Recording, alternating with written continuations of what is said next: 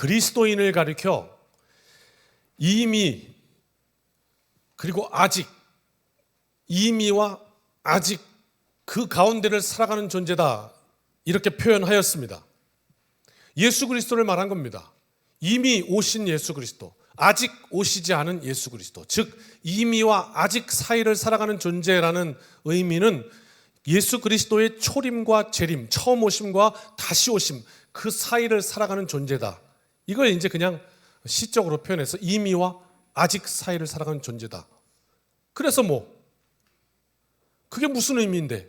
라고 묻는다면, 이미와 아직을 살아간다는 말은 그냥 한마디로 단순화시키면 긴장감으로 정의할 수 있습니다.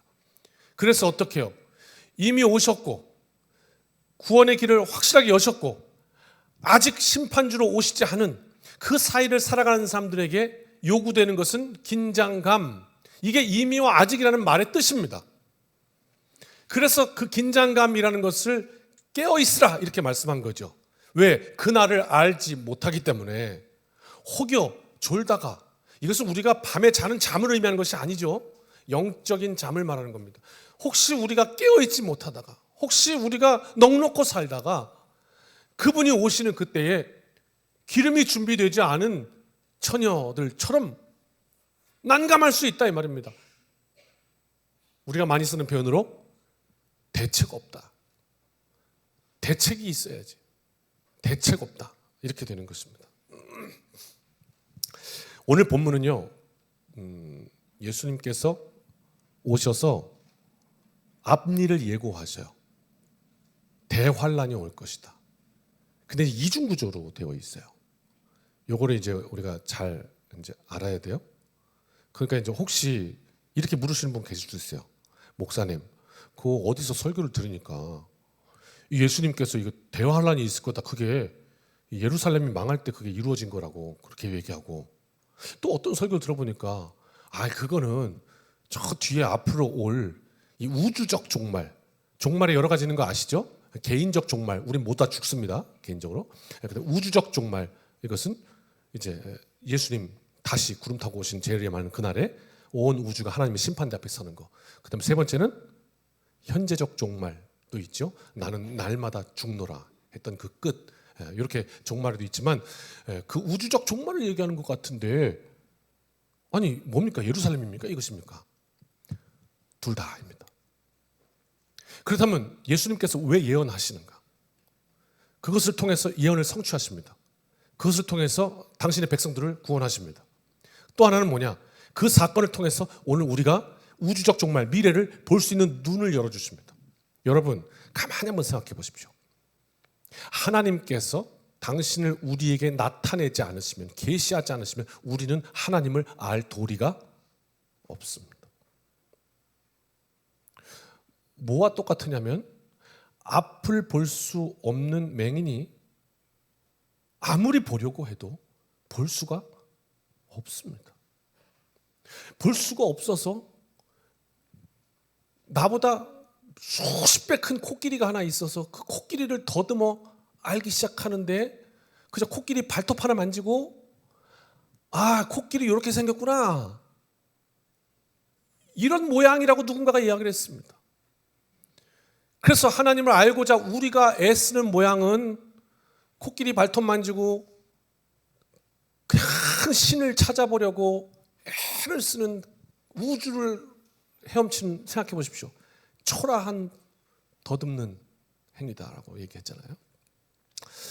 하나님이 우리를 알려주실 때 우리는 비로소 알 수 있습니다. 그래서 예수님께서 알려주심으로 말미암아 성취되었고 당신의 백성들을 구원하셨고, 그 다음 이 미래에 있을 일들을 우리를 통해서 보게 해주시는 겁니다. 그래서 어쩌자고요? 보여주셔서 어쩌자고요? 그래서 대책 있게 살라는 겁니다. 대책 없이 살지 말고 대책 있게 살아라. 준비된 삶을 살아라. 그 말입니다. 우리 삶 가운데 준비되어 있으면 당황하지 않습니다. 오늘 그것을 말씀해 주십니다. 그래서 이중 구조인데요. 오늘 재미있는 이야기들이 많습니다. 이 성경 가운데 저도 설교 준비하면서 재밌었습니다. 흥미로운 부분도 좀 있는데요. 한번 나눠봅시다. 말세에 있는 대환란도 이야기하고 계시고, 앞에 예루살렘, 예수님 오셔서 AD 0년경이죠. 오신 게 이제 주후 주전하니까 이 기준이 되니까 AD BC의 기준.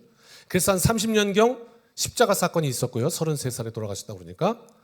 그 다음에 이제 이때 예언을 하셨고 이것이 AD 70년 한 3, 40년 지나서 그때 예루살렘이 완전히 박살이 납니다. 그 전에 대환란도 또 있고요. 그래서 요 70년 보이지 않는 하나님의 나라를 이해하기 위해서 말씀해 주십니다. 성육신, 인카네이션이라는 말, 여러분 어떻게 이해하고 계십니까? 높고 높은 보좌에 계신 하나님이 이 땅에 사람으로 오셨다. 이거 어떻게 이해하십니까?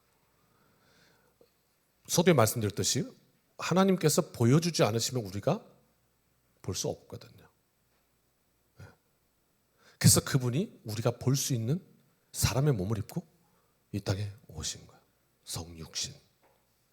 그 십자가에 달리심으로 이게 뭐냐면 우리를 위하여 죽으셨어요. 그걸 우리로 인해서 포기하셨어요. 그리고 뭘 알게 하셨냐면 하나님이시구나. 이걸 고백하는 순간 하나님이 나를 위하여 이렇게 사랑하시는 거구나. 이걸 우리에게 보여주심으로 알게 된 거야, 우리가. 너무 놀라운 거거든요. 마찬가지로 과거 70년경에 있었던 그 사건 예언과 성취를 통해서 볼 수 없는 우리에게 하나님께서 보여주신 것이고 그것을 통해서 어떻게 해요? 미래에 올 대환란을 볼 수 있게 해주신 거예요. 이거 왜 하는 거예요? 과거와 미래를 통해서 그래서 오늘을 우리가 어떻게 살아야 하는지 절망 속에 살아갈 우리가 예수는 길입니다. 나는 길이요 진리요. 그래서 오늘 우리가 어떻게 걸어가야 하는지를 이 과거와 미래를 통해서 말씀으로 비춰주시는 거예요. 그래서 오늘 우리가 그 길을 걸어갈 수 있는 거. 성육신입니다. 그런 의미에서 해석할 수 있습니다. 이 70년경의 사건 말입니다. 오늘 말씀은 계속 과거와 미래를 넘나들게 합니다.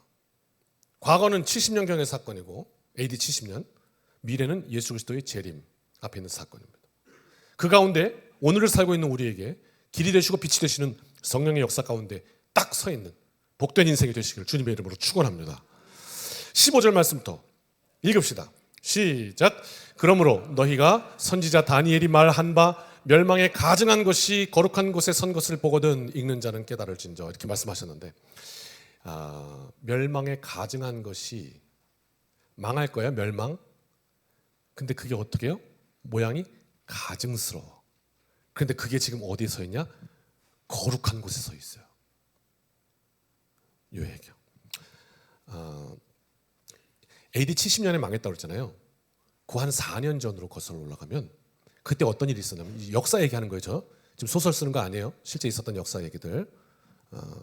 성경뿐만 아니라 일반 역사까지도 역사가들의 기록이 있거든요. 요세푸스, 유세비우스 이런 역사가들의 그런 기록까지 합해서 그때 있었던 일들을 말씀드리는 거예요.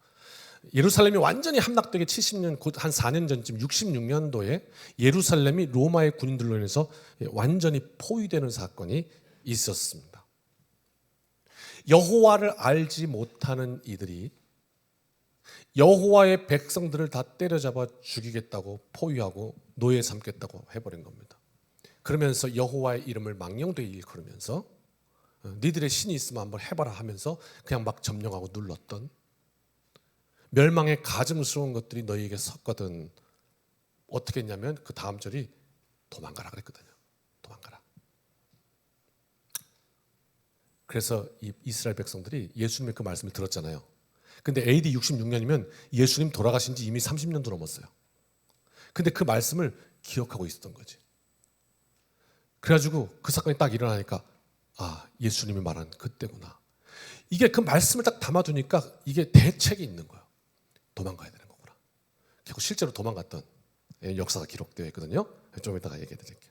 자, 그렇다면 이것이 이제 그때도 유효하지만 앞으로 우리의 이 대환란, 이 앞으로의 우주적 종말에는 어떻게? 그리고 오늘 우리에게는 지금 이 현재 여러분 멸망에 가증한 것 이것이 무엇입니까? 요즘 뜨거운 뉴스 가운데 하나가 전청조 아십니까? 네, 설마 모르셔서 지금 그러시는 건 아니죠? 왜 그런 죄를 저질렀냐? 이렇게 물으니까 사랑해서 그랬답니다. 막 사기를 치고 상처를 주고 막 그래놓고 왜 그랬냐 너? 당신 나한테 왜 그랬어? 그랬더니 사랑해서 그랬어. 지금 가증스럽다는 거 표현하려고 지금 애쓰는 중입니다. 그 둘의 관계가 무엇인지, 사실의 진위가 무엇인지 우리는 알 길은 없습니다. 왜냐하면 뉴스로 나오는 많은 내용들이 실제로 그 당사자들의 이야기를 들어보면 그 나온 겉모양과 전혀 다른 이야기인 경우가 제 경험으로는 훨씬 더 많습니다. 그러므로 무엇이 진위인지는 알 길이 없습니다만은 보통 우리가 살면서 어떻게 사람이 그래? 사랑해서 그랬다고? 가증스럽다.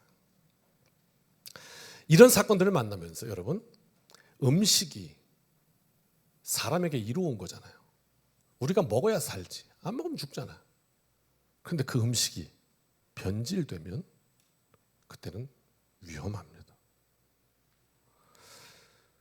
예수께서 분명 나로 말미암지 그는 아버지께로 올 자가 없다라고 하셨는데도 불구하고 그건 다른 의미의 말이고라고 애써 부인하면서 지금 이 시대의 예수는 나다 이렇게 얘기하는 사람들, 그것을 통해서 온갖 육신의 정욕, 자신의 성욕을 채우는 미치광이들, 너무너무 안타깝습니다. 그리고 거기에 거는 건 뭐냐? 하나님의 이름입니다. 멸망에 가증한 것이 선 것을 보거든. 어떻게 하라고요? 깨달아야 한다. 16절이요. 같이 읽을까요? 시작. 그때에 유대에 있는 자들은 산으로 도망할지어다. 아멘. 다시 70년 이야기로 가봅시다. 유대에 있는 자들은 산으로 도망가라. 66년도에 예루살렘, 잘 들어보세요. 한번 여러분, 한번 들어보세요. 그리고 제 이야기 속에서 그거 하나님이셨구나 하는 걸 발견하셨으면 좋겠어요. 잘 들어보세요. 66년도에 완전히 예루살렘이 포위가 돼요. 이렇게. 여러분, 포위가 됐다는 말이 뭐예요?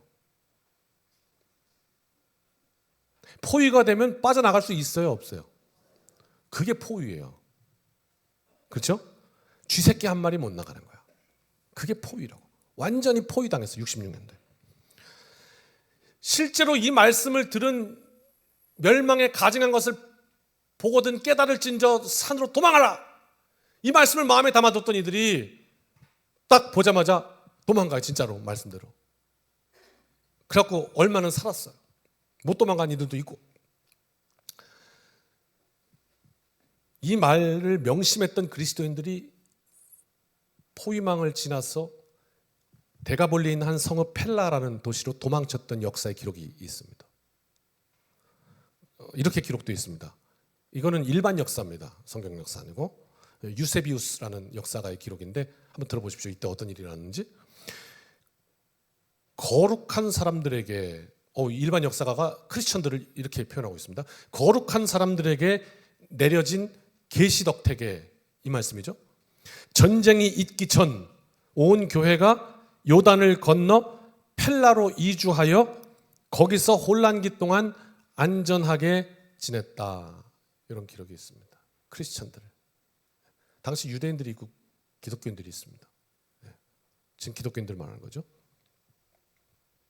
참 재미있는 것은 포위는 세면 안 되는 거잖아요. 물 새 틈이 없어야잖아요. 그런데 어떻게 도망가? 이게 말이 됩니까? 그런데 도망갔어요. 어떻게 이런 일이 있는가? 또 역사 기록을 보니까 그때 어떤 일이 있었는가? 하필이면 그 순간에 로마 황제가 갑자기 급사합니다. 죽어요. 그래서 그 다음 황제가 누가 되느냐를 뽑는데 그 뽑을 때 그 포위망을 지휘하고 있었던 그 가운데 있던 베스파시안 장군이 있는데 그가 그 다음 황제에 오르게 됩니다.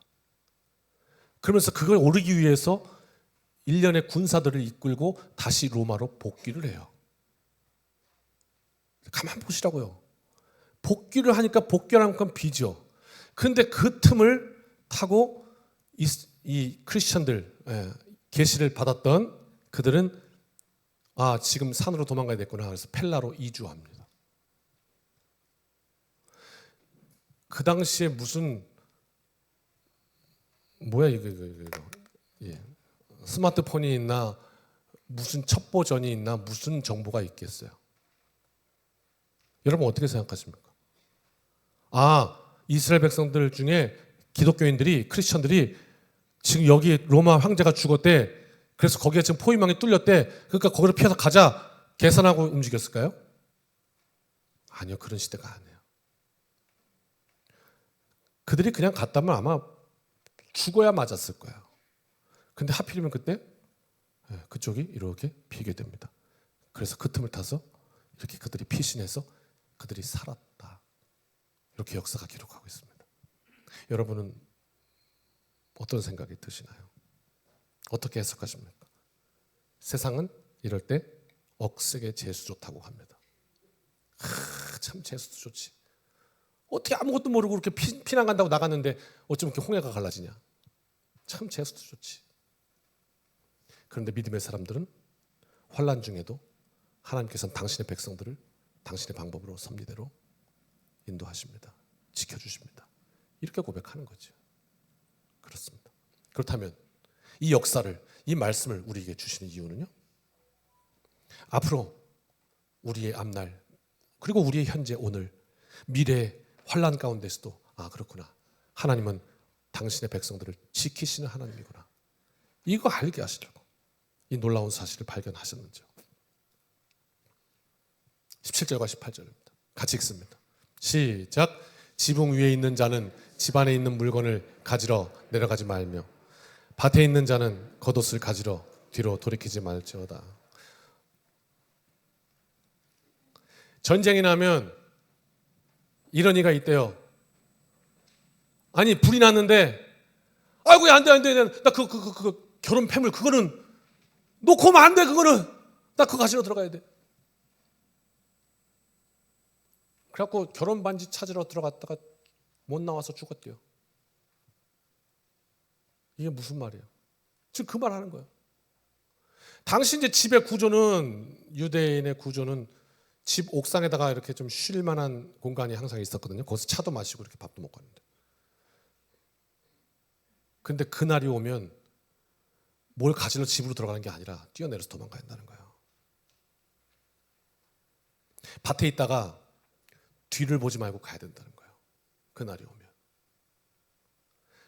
이게 뭘 의미할까요? 멸망 앞에, 심판 앞에 이 세상에 대한 미련은 화를 부르는 것입니다.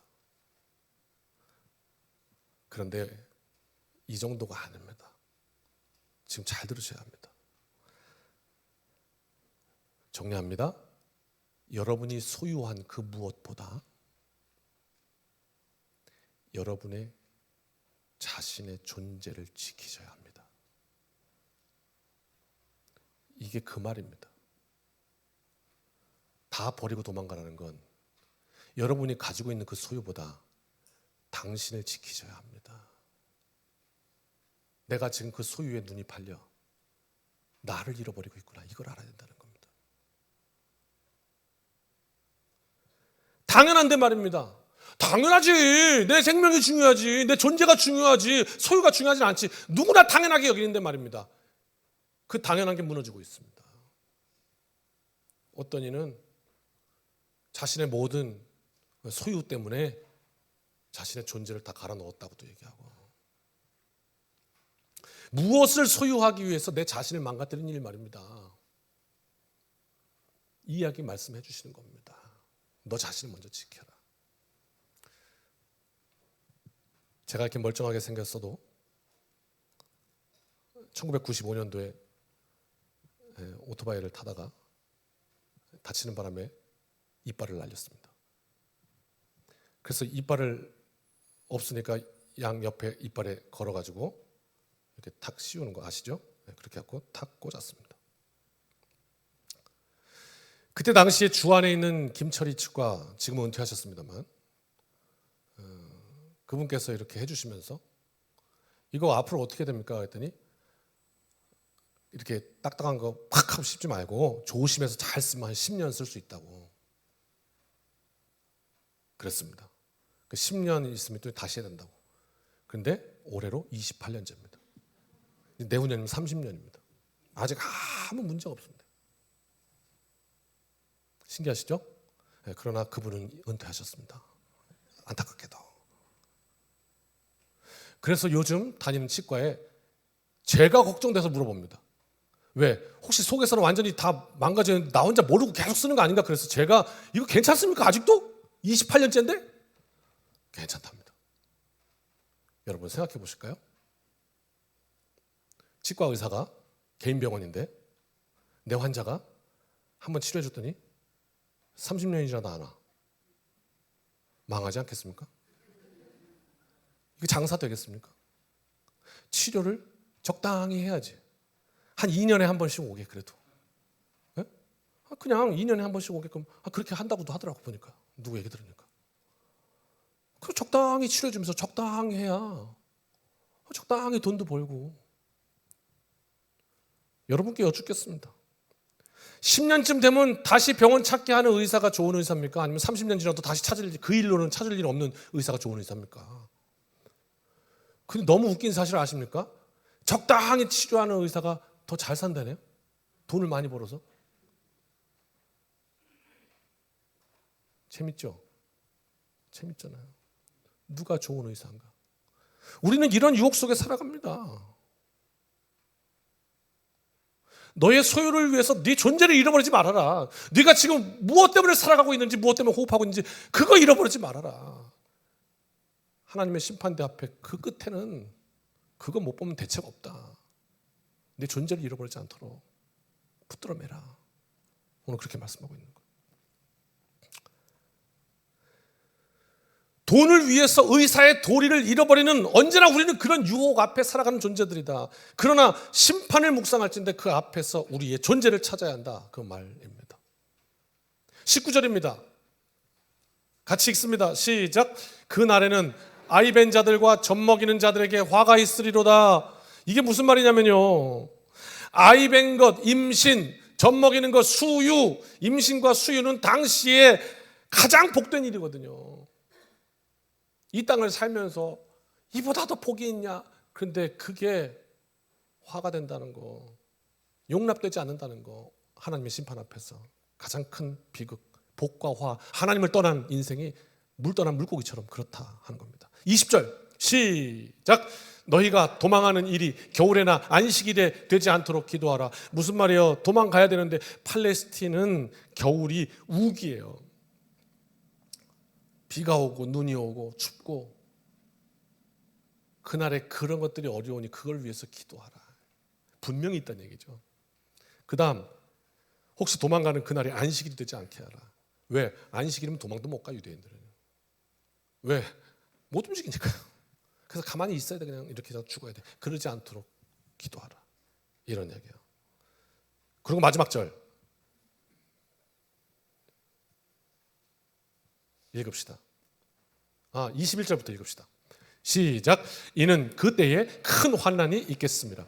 창세로부터 지금까지 이런 환난이 없었고 후에도 없으리라. 그 다음 22절.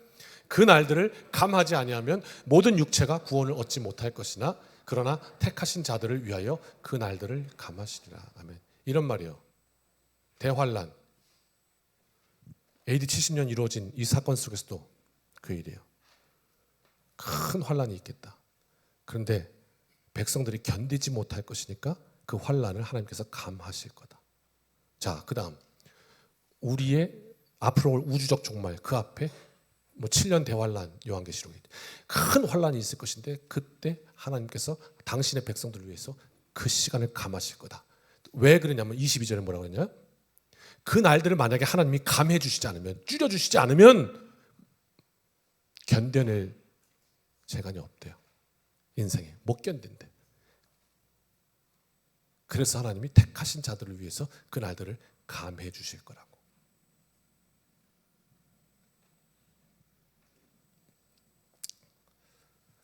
저는 이 말씀이 너무 이렇게 가슴에 이렇게 스며들더라고요. 어떤 말씀? 22절 중에 그러나라는 말이에요. 그냥 이렇게 전율이 느껴지고 소름이 쫙 끼치더라고요.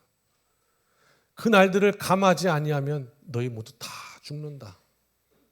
그러나 그 뒤에는 말 안 해도 알잖아요. 그러나 하나님의 마음, 택하신 자들을 위해 그 날들을 감하시리라. 제 마지막 말씀이에요. 들어보세요.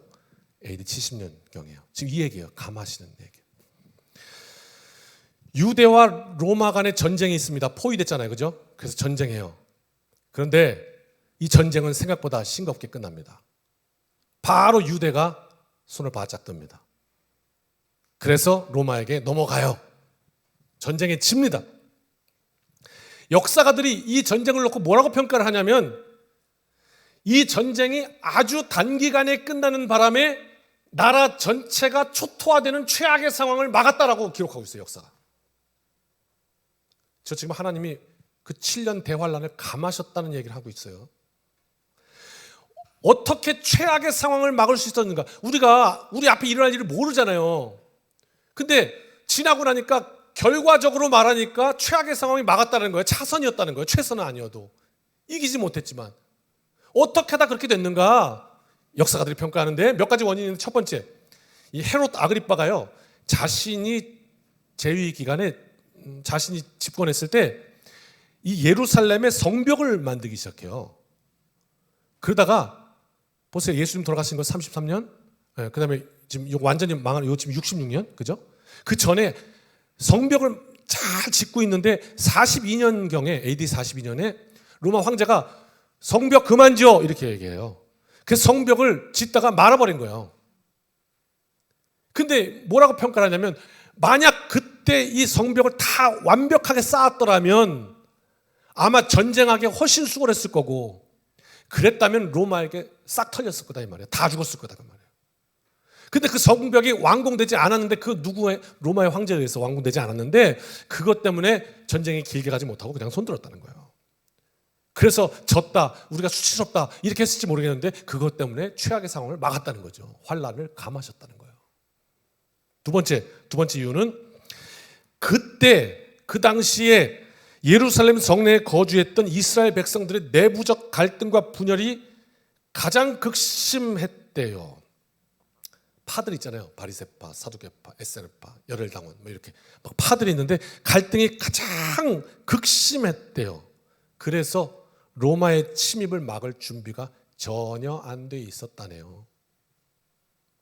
나라 안의 갈등, 대한민국은 지금 아마 대한민국 역사 가운데 가장 갈등이 깊은 시기가 아닐까요?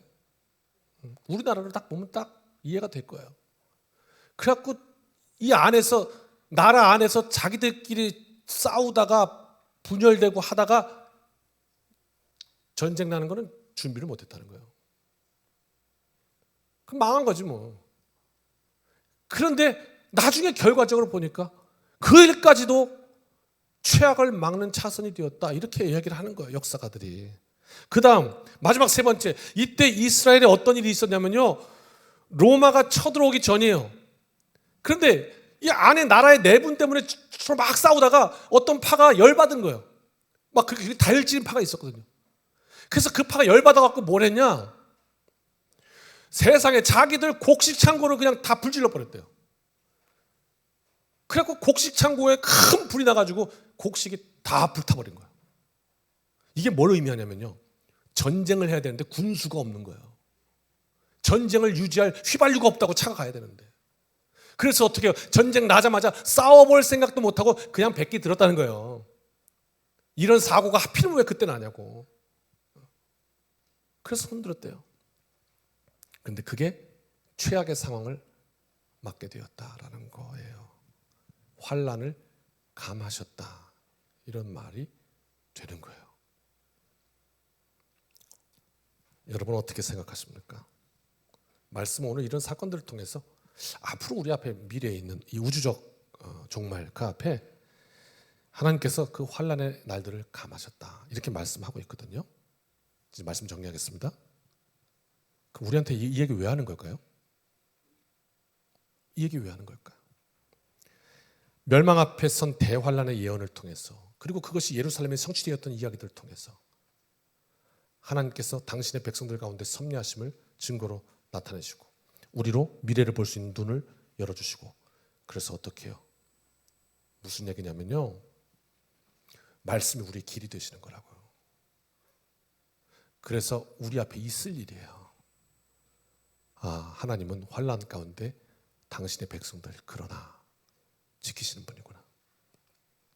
그걸 알게 하셔서 그 환난 앞에 우리가 설 때 대책 있게 하시는 거예요. 이건 믿음을 지켜서 이겨내야 되는 거구나. 지금 포기하고 지금 넘어지고 지금 그냥 다 모르겠다 해치는 것이 아니라 끝까지 견디는 자는 구원을 얻겠다 하셨으니 견뎌야 하는 거구나. 미리 알게 하심으로 그 큰 은혜가, 그 말씀이 우리의 앞길을 택하신 자들의 길로 지켜주신다 하는 거예요. 그래서 예언하신 겁니다.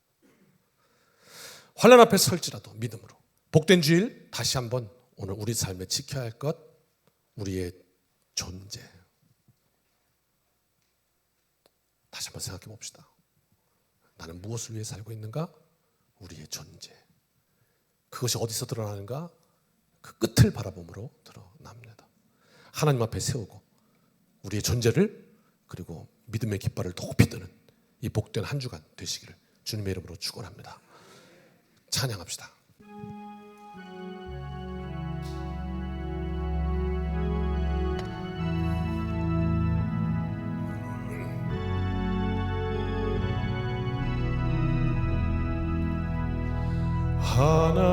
하나님은 너를 지키시는 자, 너의 우편에 그늘 되시니 낮의 해와 밤의 달도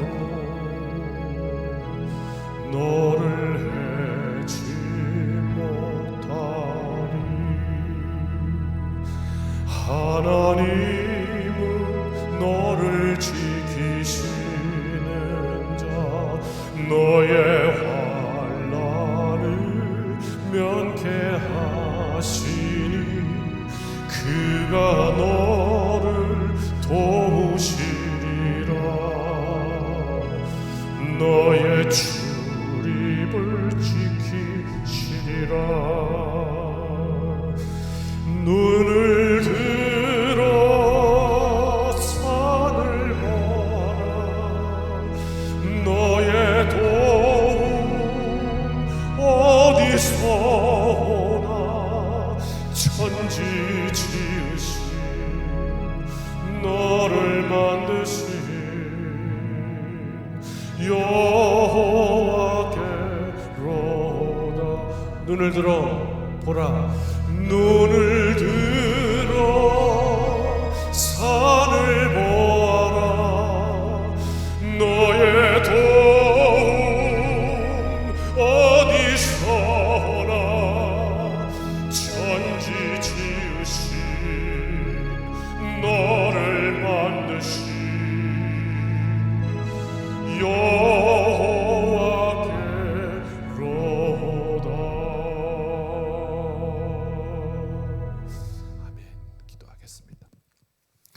이제는 우리 주 예수 그리스도의 크신 은혜와 아버지 하나님의 무한하신 사랑하심과 성령님의 동행하심이 오늘 말씀 부여잡고 주 안에서 응답하는 삶으로 결단하며 이 문을 나서는 여기 모인 주님의 백성들 머릿머리 위에 이제로부터 영원까지 함께하여 주시기를 축원하옵나이다. 아멘.